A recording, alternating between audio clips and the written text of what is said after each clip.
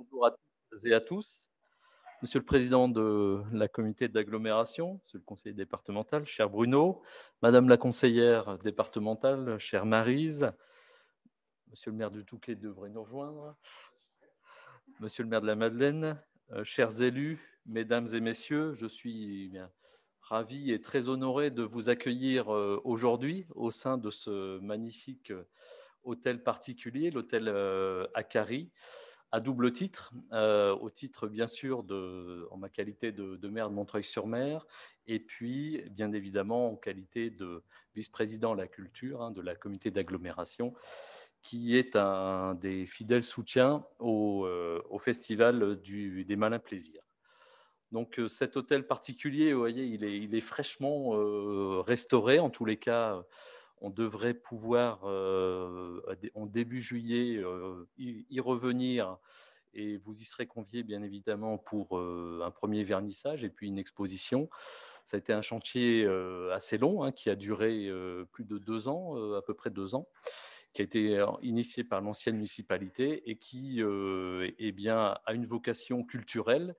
Et aujourd'hui, on est je dirais, dans le cadre de cet exercice. Et Vincent avait bien évidemment frappé à la porte il y a déjà plusieurs mois en souhaitant lancer sa nouvelle édition, son édition 2021 et de son festival au sein de l'Hôtel Akari.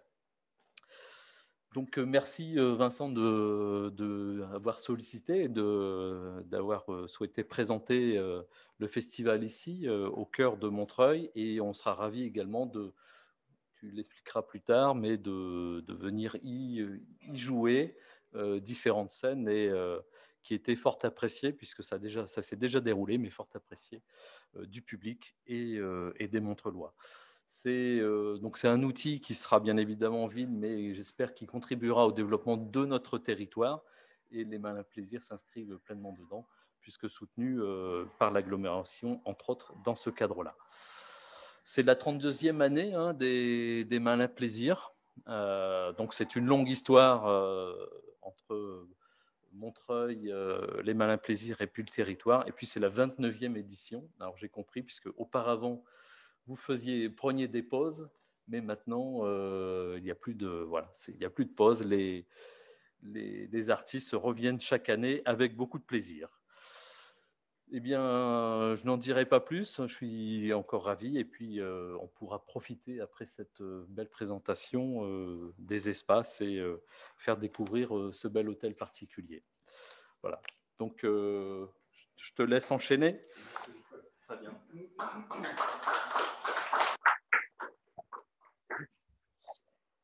Alors, il va être question beaucoup de Molière cette fois-ci, on dira encore, parce que c'est un peu la marque de fabrique, mais c'est vrai qu'il y a un côté particulier, puisque vous savez ou vous ne savez pas que Molière est né le 15 janvier 1622, et donc nous fêterons en 2022 le 400e anniversaire de sa naissance, mais ce qui est encore plus remarquable, c'est qu'il est mort le 17 février 1673, donc on fêtera le 351e anniversaire de sa mort l'année prochaine, en 2023. Bonjour Daniel.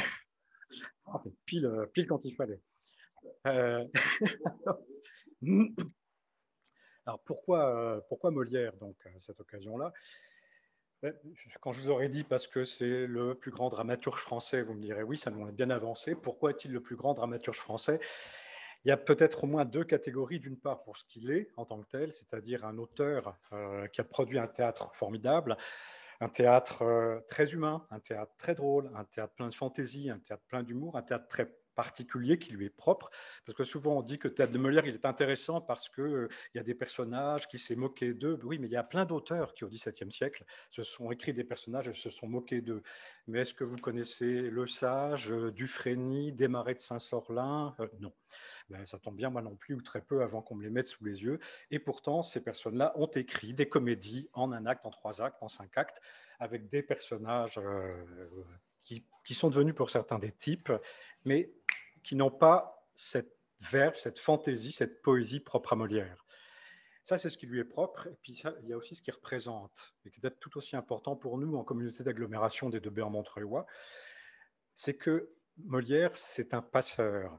C'est celui qui nous permet très facilement de rentrer dans le XVIIe siècle, de rentrer dans ce qu'on appelle la musique, le théâtre baroque. Et c'est à ce titre-là qui me paraît très recommandable et très bienvenu parce qu'il peut nous ouvrir, il fait que facilement, des gens qui ne connaissent rien à cette époque-là, qui connaissent rien au théâtre, à la musique, à la danse, peuvent le découvrir sans filtre, sans préparation, et rentrer par là dans ce que tout notre patrimoine matériel ou immatériel a de singulier, tout ce en quoi aussi le patrimoine nous réinscrit dans une histoire, dans une époque où on se sent tellement acculturé, privé de repères. Et bien voilà ce qui permet aux jeunes, aux plus jeunes, aux moins jeunes, de retrouver une place dans une histoire et une place dans une société. Je pense que de ce point de vue-là, le patrimoine, sous toutes ses formes, a un grand rôle à jouer. Alors le premier élément dont je voulais vous parler ce soir, ou cet après-midi, c'est d'abord justement en quoi est-ce que cet art baroque a été figuré à sa place plus spécialement dans notre agglomération. Eh bien, c'est au Touquet, et c'est avec l'évolution des nuits baroques en printemps baroque que nous allons commencer, et que Daniel, je crois, voulait bien dire quelques mots à ce sujet. Ah non, hein, tu n'es pas obligé. Pardon ? Oui, oui, il était prévu que tu puisses dire quelques mots sur cette évolution, enfin, comment dans le cadre de l'évolution de la politique d'événementiel du Touquet se placer les nuits baroques. Comment les nuits baroques devenaient le printemps. Écoutez, bonjour à tous, je n'avais pas du tout prévu de parler, mais ça va être très court. En fait, c'est vrai que au départ, il y a eu les malins plaisirs ici à Montreuil-sur-Mer, et puis on a imaginé que, en dehors de ce moment fort de l'été des malins plaisirs, avec le succès des malins plaisirs, Vincent nous a dit oui, moi je souhaiterais être plus présent tout au long de l'année dans ce beau territoire. Et c'est là où on a imaginé avec Vincent les nuits baroques au Touquet au mois de février dans un premier temps. Et puis on a décidé de remodeler la politique événementielle de la station. On avait un festival de jazz à Noël, mais Noël c'est plus un moment où on se retrouve entre amis. Alors ça marchait, mais ça n'a pas eu le succès qu'on espérait. Et donc on va décaler le festival de jazz au mois de février. On va faire le Winter Jazz Festival, vraiment avec des têtes d'affiche, un très très beau festival de jazz. Ce sera le seul en France à cette période de l'année, parce qu'il y a beaucoup de festivals de jazz l'été, mais il n'y en a pas au cœur de l'hiver. Et c'est important aussi qu'on anime nos stations et notre territoire au cœur de l'hiver. Et du coup, ça nous a amené à proposer à Vincent de décaler les nuits baroques un peu plus tard, au moment du printemps. Et en fait, je trouve que la gaieté des personnages, l'exubérance de cette période se prête beaucoup mieux finalement au printemps qu'à la période de l'hiver, d'où le fait qu'effectivement les nuits baroques vont devenir le printemps baroque, parce que finalement ça a été le printemps français que cette période que tu mets en scène et que tu nous proposes chaque année. Donc je n'en dirai pas plus, d'où ce décalage dans le temps et forcément ce changement de nom. Les nuits baroques deviennent le printemps baroque et on vous attend très nombreux.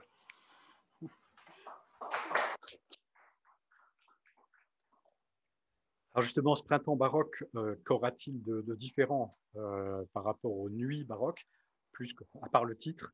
Fondamentalement rien, ça reste le même festival, un festival dont l'axe principal, c'est la fameuse phrase tirée de Monsieur de Pourceaugnac, Molière, Lully toujours, « Ne songeons qu'à nous réjouir, la grande affaire est le plaisir ». C'est cette notion de plaisir qui est essentielle. Plaisir, ce qui ne veut pas dire au XVIIe siècle juste divertissement. Le plaisir, c'est la somme des plaisirs, c'est-à-dire le plaisir de l'œil, de l'oreille, de l'esprit, de la bouche. À l'époque, on mange toujours en plus, ou on boit en plus, c'est automatique. Le public chante avec ceux qui sont sur scène. Il y a une grande joie qui émane de tout ça. Et c'est ça, je pense, qu'à travers le printemps baroque, nous pouvons espérer transmettre. C'est cette idée d'une immense joie. Et cette joie, on va essayer de la faire partager, comme on le faisait déjà, mais de manière moins formelle, aux plus jeunes. Il y a toujours eu, au moment des Nuits baroques, une journée qui était destinée plus spécialement aux scolaires. Nous sommes en train de faire évoluer la troisième manifestation que nous pilotons. Vous savez qu'il y a les Nuits baroques, printemps baroque en février, les Malins plaisirs au mois d'août, et moins connu, il y a la tournée d'automne, qui est en octobre ou novembre, et au cours de laquelle la compagnie vient jouer à plusieurs reprises et sensibiliser soit les collèges, soit les lycées autour d'un spectacle auquel ils ont accès. On est en train, avec l'accord justement des enseignants qui ont été consultés là-dessus, de transporter cette tournée d'automne comme le second volet du printemps baroque, c'est-à-dire l'école du baroque. Désormais, cette tournée, elle aura lieu en avril, juste avant ou juste après le festival, et ça va permettre de proposer aux enseignants et donc aux élèves à la fois d'avoir accès aux grands spectacles qui sont proposés au moment des nuits baroques et pas seulement à ceux que la compagnie pouvait offrir. Donc il y aura la compagnie, bien sûr, les comédiens et comédiennes qui font le cœur de notre travail, mais aussi les autres spectacles qui auront été invités à l'occasion de ces manifestations et qui pourront donner lieu, là encore, à des préparations. Et cette école du baroque sera évidemment importante. Bien, pour nous, je ne cache pas que les prochaines printemps baroque, les prochains printemps baroque, ça sera aussi une école pour nous, dans le sens où nous allons prendre pied dans le Palais des Congrès. C'est une salle de 1200 places, donc c'est une nouvelle jauge, c'est une nouvelle façon d'occuper le terrain, une nouvelle façon d'attirer un public, une nouvelle façon de développer une image. Vous l'avez suggéré ici, mais elle sera évidemment maintenant développée. Donc c'est en avril prochain que nous présenterons ce premier printemps baroque, et précisément pour pouvoir mener cette opération, pour pouvoir attirer un plus grand public, que la notoriété de la manifestation prenne une ampleur au moins régionale, nous allons nous appuyer sur le passeur dont je vous parlais tout à l'heure, c'est-à-dire Molière, et plus particulièrement la comédie-ballet. Alors, ceci nous amène à glisser vers le deuxième thème de cet après-midi, qui est précisément ce que nous allons faire durant cette année Molière 2022. Vous savez peut-être que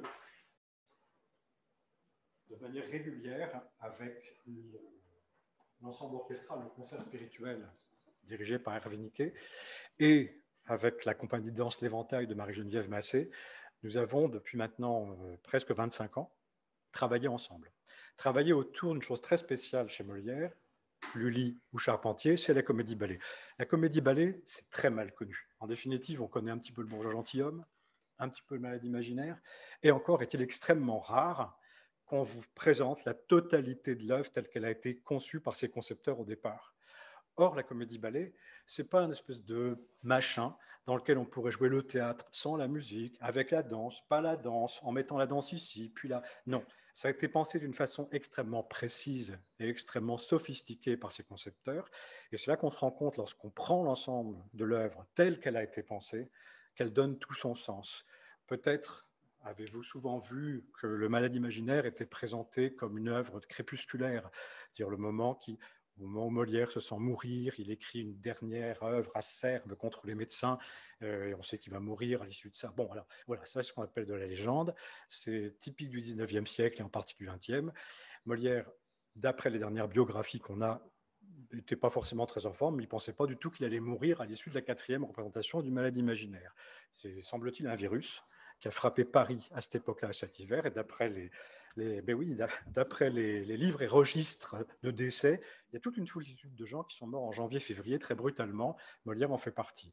Puis surtout, dès qu'on met en rapport le théâtre avec les parties musicales et dansées telles qu'elles ont été composées, imaginées par Molière et mises en musique par Charpentier, on s'aperçoit que le malade imaginaire, qui a été écrit pour le carnaval en février, donc à un moment où le jeu était comment se masquer, comment se déguiser, d'une part a tout un sens, puisque les personnages passent leur temps à se masquer et à se démasquer, ce qui devient à ce moment-là évident, mais aussi que c'est d'abord et avant tout un hymne à la vie, un hymne de joie, qui se termine, qui fait passer Argan, ce personnage qui se croit malade, qui est renfermé sur lui-même, enfermé dans sa maison, qui est victime de ce qu'on appelle aujourd'hui les passions tristes, va progressivement, grâce à l'intrusion du carnaval que Molière fait subtilement rentrer au fur et à mesure dans la maison d'Argan, va finalement échapper aux passions tristes à travers les passions folles.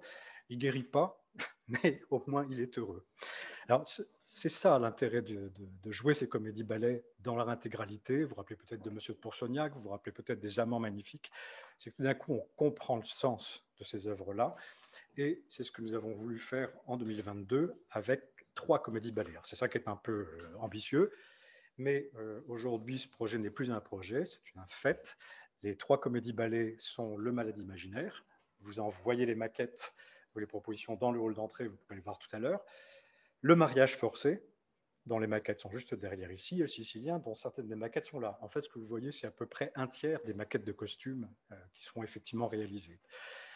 Pourquoi ces 3-là? Parce que la comédie-ballet illustre des gens très différents. En l'occurrence, Molière, avec Le Malade imaginaire, a travaillé sur la grande comédie de caractère. Avec Le Mariage forcé, il l'a fait sur la farce. Et avec Le Sicilien, il l'a fait sur ce qu'on appelle la comédie galante. Ce sont 3 formats différents. Le Malade imaginaire dure 2h30 sans entracte. Il intéresse à ce que la mise en scène soit bonne. Et puis, convoque presque 50 personnes au plateau et en fosse, et donc est destiné à être joué dans des opéras, dans des grandes maisons qui ont les moyens de recevoir ça. Le Mariage forcé fait 3 actes et dure 1h30. Il est beaucoup plus restreint. Il n'y a que 22 personnes au plateau et en fosse. Donc, c'est plutôt destiné aux grandes scènes et aux grands théâtres. Puis enfin, le Sicilien réunit 13 personnes au total. Il n'y a pas de musicien en fosse. Tout le monde est sur la scène. Il n'y a pas de clavecin pour les experts. Vous voyez quel bonheur. Il n'y a pas à transporter l'équivalent d'un ancien piano qu'il faut accorder toutes les 5 minutes. Donc, pas de clavecin, ce qui fait qu'on peut même jouer ce spectacle en plein air et un peu partout. Ça offre donc 3 facettes d'un genre qui est exploré dans son ensemble et 3 niveaux, ce qui fait qu'on peut le jouer aussi bien dans des grandes maisons que dans des moyennes ou dans des petites, et que chacun offre une possibilité justement de découvrir quelque chose de Molière. Nous avons la chance que cette production ou cette coproduction est soutenue évidemment, et je les en remercie, par la communauté d'agglomération, par la ville du Touquet, par la ville de Montreuil, par le conseil départemental, par la région, parce que toutes, dans la subvention que vous nous accordez, vous consacrez une part à la création, qui va donc se retrouver à ce titre, vous êtes coproducteur du projet, mais aussi, le principal coproducteur sera l'Opéra d'Angers-Nantes, qui à la fois réalise l'ensemble des décors et des costumes du Malade imaginaire et du Mariage forcé, avec le Grand T, qui est la scène théâtrale de Nantes, mais sont aussi impliqués l'Opéra de Massy, l'Opéra d'Avignon, l'Opéra de Reims, le Centre de musique baroque de Versailles, je vais en oublier, c'est sûr, l'Atelier lyrique de Tourcoing, oui, parlons ce qui est quand même maison, la Barcarolle de Saint-Omer, Boulogne-sur-Mer, etc., etc. Tout cela contribue, ce qui fait qu'aujourd'hui, le 15 janvier 2022, qui est la date anniversaire de la naissance, nous créerons le Malade imaginaire à l'Opéra de Massy et nous commencerons à tourner et nous allons tourner jusqu'au mois d'août, c'est-à-dire jusqu'au Malin Plaisir 22, quasiment non-stop. Il y a 60 représentations qui vont s'échelonner de chacun de ces 3 spectacles en France, en Île-de-France, dans le Nord, en PACA, etc. Vous pourrez, si vous le souhaitez, je ne vais pas m'étendre, retrouver tout ça. Hélène tient à votre disposition la liste de toutes les représentations qui seront données. Et évidemment, nous allons donner le Mariage forcé au Printemps baroque pour 3 voire 4 représentations, c'est-à-dire 2 publics, et pour l'instant 1, et j'espère arriver à 2 représentations scolaires, pour qu'une fois encore, ces spectacles-là puissent être reçus directement par le public pour lequel nous travaillons, et évidemment en particulier les scolaires. On travaille déjà avec les établissements et les collèges en particulier cette année, pour mettre au point des sensibilisations, voire des ateliers avec eux pour les préparer à découvrir ça, voire à monter eux-mêmes leur extrait de comédie-ballet. Et puis, le Malade imaginaire, lui, je vous ai dit une grosse bêtise, le Mariage forcé, oui, viendra en 22, et le Malade imaginaire viendra en 23 au Printemps baroque.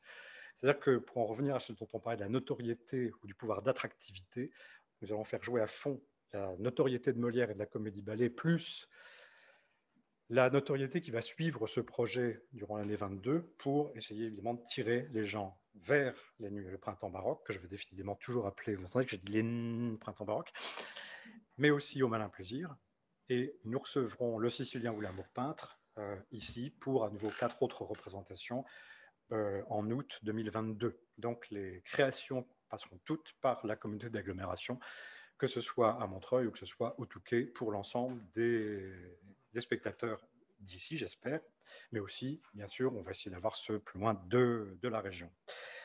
J'ajoute que cette année 2022 ne sera pas anodine, parce que d'une part, je voudrais remercier les amis des Malins Plaisirs, qui à cette occasion-là vont sortir, éditer un livre de 200 pages sur toute l'aventure de la préparation de ces spectacles. Et ce livre devrait s'appeler « Molière au malin plaisir ». Donc, comment est-ce que depuis 30 ans, il y a un compagnonnage qui s'est fait entre Molière et nous, à travers des photos, des maquettes, tout ce qui s'ensuit. Mais j'ajoute que les malins plaisirs vont se retrouver dans des expositions. Par exemple, la Bibliothèque nationale de France, pour l'année Molière, ouvre une grande exposition à Moulins, qui est le Centre national du costume de scène. Et de mai 22 à octobre 22, ils vont rassembler pour cette occasion-là les costumes de Théâtre national populaire Jean Vilar, de la Comédie Française et des Malins Plaisirs. Voilà. Donc j'espère que vous serez fiers d'aller à Moulins découvrir les costumes d'Apollon ou ceux de Monsieur de Pourceaugnac et des amants magnifiques qui trôneront au milieu de ces gloires. Alors, vous voyez, je ne me sens plus à cette seule idée-là. Il y a également le Centre de musique baroque de Versailles qui va éditer ce qu'il appelle des ex-podcasts. Et ça, c'est très intéressant aussi, je pense en particulier aux scolaires, parce que le Centre de musique baroque de Versailles réalise en fait des expositions éphémères sur Internet, qu'on peut joindre par Internet. Ils viennent sortir une sur la chapelle royale et la musique sacrée au XVIIe siècle. La prochaine, qui sortira en novembre, c'est Molière et ses comédies-ballets, Molière et ses musiques. Et là encore, le projet des Malins Plaisirs, du concert spirituel et de l'éventail va y figurer de façon importante. Donc on sera amené à en parler certainement beaucoup. J'ajoute, même si c'est encore très officieux, qu'il y a une réflexion qui est engagée avec Delphine Maillard pour la CA de BM et un certain nombre d'associations pour justement voir comment est-ce que l'année Molière peut se développer aussi dans notre agglomération. Je pense qu'on peut passer au malin plaisir. Donc on se rapproche dans le temps. Et bien, voici les malins plaisirs 2021. Alors, comme vous le remarquerez, il s'agit de Bacchus. Vous voyez que la lumière rouge, c'est pour inciter tout le monde à faire ce qu'il faut faire en ce moment, c'est-à-dire aller au spectacle et voir des coups. Alors pour les initiés, le charme de la chose, c'est que c'est une déclinaison. C'est ce même personnage qui a fait le visuel 2019, qui a évolué en 2020. C'était un comédien, c'était une diva. Cette année, c'est Bacchus, le dieu du vin et du théâtre. Et l'année prochaine, devinez, ce sera Molière. Décidément, on n'en sort pas. Alors, ces malins plaisirs, qui sont le festival de l'art de vivre à la française, vont être marqués par 3 moments. Le premier, pour une fois, je vais parler d'autre chose que de Molière, nous fêtons cette année le 400e anniversaire de la naissance de La Fontaine, qui était un des meilleurs amis de Molière. Ça vous explique les costumes par lesquels vous avez été reçus et les masques qu'on vous a distribués. Ces masques qui seront proposés par les commerçants montreuillois dans leur commerce cet été aux enfants et aux clients avec un jeu. Vous avez peut-être compris que par exemple quand on a vous voyez, le format c'est quand même un format enfant, mais que lorsqu'on a une grenouille, c'est qu'il faut qu'on cherche où est le bœuf. Lorsqu'on a un lièvre, il faut qu'on trouve une tortue. Alors voilà, qui va avec qui, former les paires ou former les couples. Ça fait partie du jeu.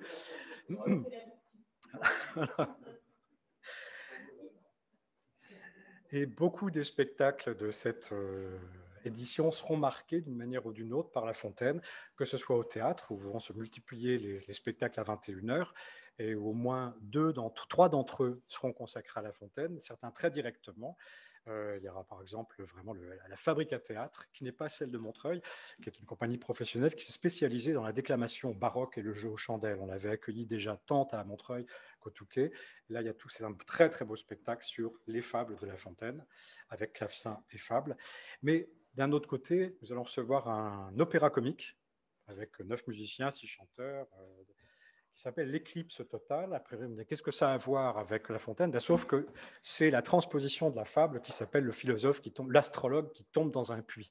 Et c'est cette histoire qui a été développée au XVIIIe siècle pour devenir un opéra comique. Et on voit l'astrologue tomber dans le puits. C'est tout un problème pour la décoratrice, parce qu'il faut faire un puits, tomber dedans, pas se faire mal, etc. Mais nous y arrivons. La seconde chose, ou le second axe très important, c'est, Pierre vous l'a dit, c'est la réouverture d'Acari. Alors évidemment, en tant que tel, c'est un très bel événement pour Montreuil, c'est un projet formidable de pouvoir enfin rentrer dans cet hôtel sans se dire qu'on va faire sauter toutes les prises de courant dès qu'on branche le projecteur, ce qui était le cas avant, ou que le public ne saura pas par quel bout s'en aller. Maintenant, on peut le faire.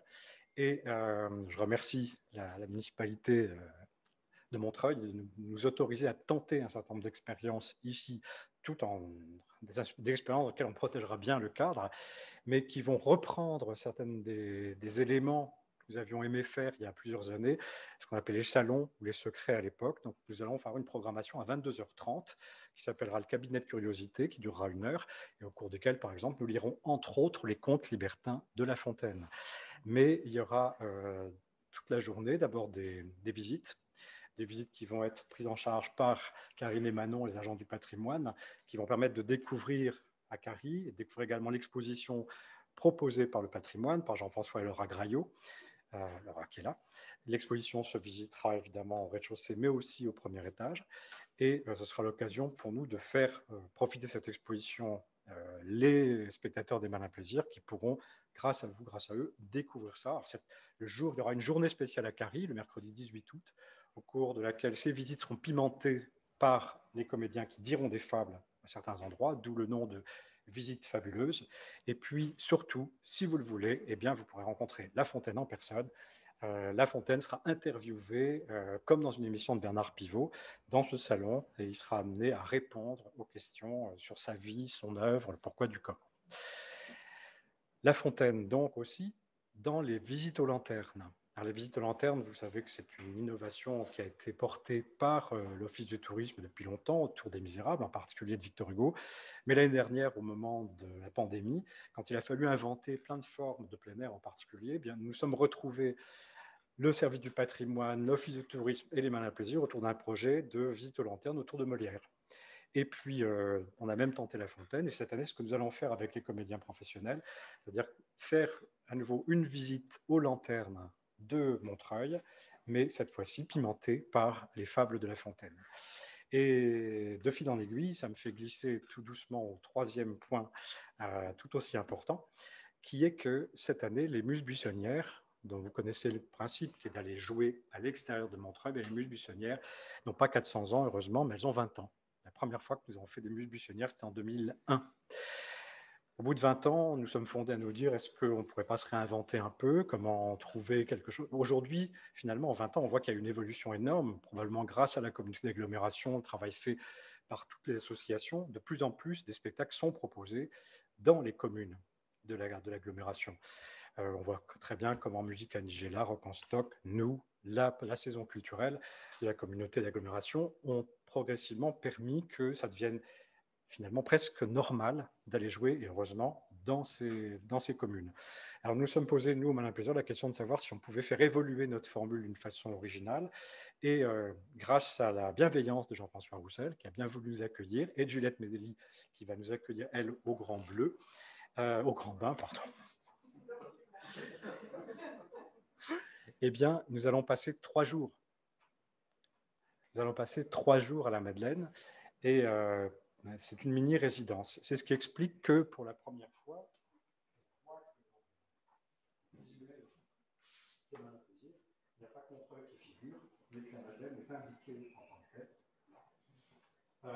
Elle sera sur tout le support. C'est-à-dire que l'idée est proposée aux communes, et si ça marche, on continuera à le faire l'année prochaine, non pas de venir un soir très vite et puis de repartir, mais d'essayer d'instaurer une relation plus suivie, qui dure pendant 3 jours. Alors, cette année, pour cause Covid, même si on peut espérer qu'il n'y aura plus de contingentement, nous étions partis du principe que nous allions faire 3 fois de suite, 3 soirs de suite, le même spectacle pour éviter qu'il y ait trop de monde présent. Si ça marche bien, peut-être que l'année prochaine, on aura 3 spectacles différents dans la même commune. En tout cas, l'idée, c'est qu'il y ait visite de la commune, toujours sous la conduite de Manon et Karine, qui nous aident à découvrir le patrimoine de la Madeleine en l'occurrence. Ensuite, tout le monde se retrouvera à 18h30 au Grand Bain pour découvrir le spectacle qui s'appelle La Jonglerie champêtre. Et c'est Vincent de Lavenaire, un des grands jongleurs qui a une carrière internationale, qui va venir jongler pour nous. À l'issue de ça, la guinguette ouvrira et donc les spectateurs pourront se rafraîchir et même manger. Et enfin, ils pourront partir en visite aux lanternes, cette fois-ci dans la Madeleine, pour découvrir là encore une visite avec les fables de La Fontaine. Voilà la programmation de cette année qui vient. Vous voyez que c'est un spectacle lourd, enfin c'était une année lourde. Elle est possible grâce à vous, elle est possible grâce aux mécènes qui nous aident et qui nous soutiennent. Je voudrais saluer M. Bayard qui n'est pas là, du GAN, mais grâce aussi au Crédit du Nord qui veut bien nous soutenir depuis longtemps. C'est un des compagnonnages les plus anciens et les plus fidèles que nous puissions avoir. Il y a le Casino du Touquet qui bien souvent aussi est de la partie. Donc, merci à tous et à chacun. Et puis, peut-être, M. Cousin, voudrait vous conclure. Vache.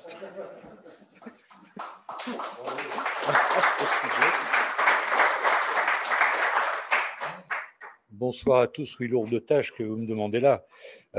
Après tout cela, ça va être très difficile. Non, simplement vous dire que, en qualité de président de l'agglomération, je suis tout à fait ravi que ces partenariats puissent continuer de s'exprimer et se développer, et notamment s'orienter vers l'ensemble des communes de notre collectivité, en tout cas petit à petit, voilà, d'aller à la rencontre des habitants de notre beau territoire, de façon à porter au plus près de chacun voilà, cette sensibilité à la culture que vous portez si bien avec toutes celles et ceux qui vous entourent. Donc, c'est vraiment beaucoup de plaisir de pouvoir continuer à vous accompagner. En plus, vous avez un ambassadeur de choix avec Pierre Ducrot qui pilote toutes les compétences culturelles de l'agglomération également et son développement touristique. Donc, je crois que voilà, il y a là un écosystème finalement qui est tout à fait porteur. Alors, tout à l'heure, en regardant le masque qu'on m'a remis en entrée, un journaliste me disait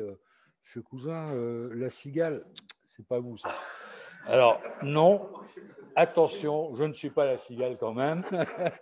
Mais bon, on essaiera de trouver avec la fourmi toutes les solutions qui pourront vous accompagner dans tous vos beaux projets. Merci à vous.